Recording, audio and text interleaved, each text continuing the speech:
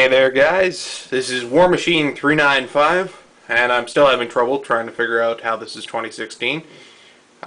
Anyway, so this is my second completed kit of the year, the HGUC Biollante Custom. So I really based this color scheme off of the Biollante Custom Unit 2, which is something we haven't seen in anime, but Bandai released it as a Bandai exclusive. The color scheme was pretty nice, so I kind of copied that a little bit. So, again, I've been airbrushing this kit in its entirety. So, without further ado, we'll try and get into colors here.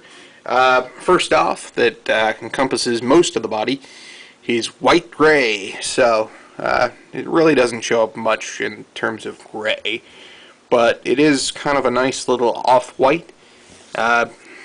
You can see kind of how it matches up with the Bristol board, just a little tiny bit darker, which is nice. Then I used, let's see here, a bit of blue. This is called medium blue, and I like how that turned out as well. So that covers kind of all the little blue accents here and there, in addition to the main body torso area, and shoulders, I guess. Really stranded here with using certain terminology on the Biollante. We also used deep yellow on a few accents and the V-fin parts. I think that's like 4 parts total yellow. Then for a lot of the thruster kind of parts here and there, we used dark red.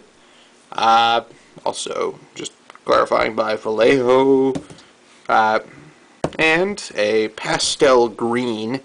I used this guy on the Valvrave kit as well. There were quite a few little green parts everywhere on the Biollante Custom, and I kind of wanted those to be a little more subtle so they wouldn't distract from the overall color scheme too much. So I just kind of decided to use pastel green again, which I think turned out pretty good, so you can kind of see it. It isn't really all that discernible from the white-gray, but I like how it turned out. Now, originally I was intending to paint all the exposed frame parts in a slightly darker metallic, which I think would have worked out a little better. I'll explain later, but last minute I kind of decided that I wanted to go a little more unique, I guess, from a lot of my other builds, because I tend to go with a really dark inner frame a lot of times.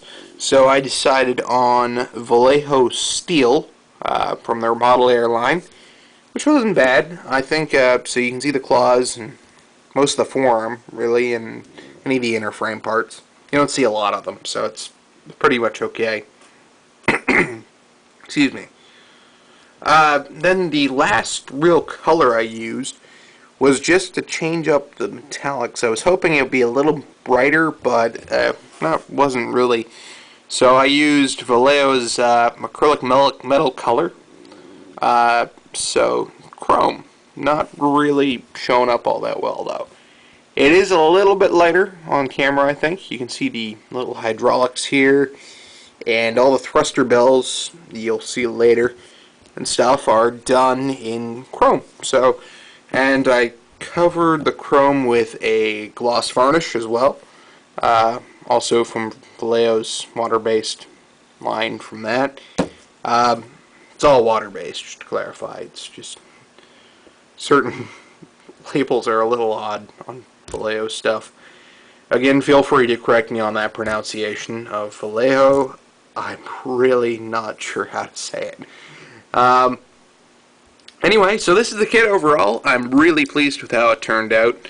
I wish I could have removed some more of the seam lines, but things like the shoulders, again, are a little awkward because they're like load-bearing, and they somehow managed to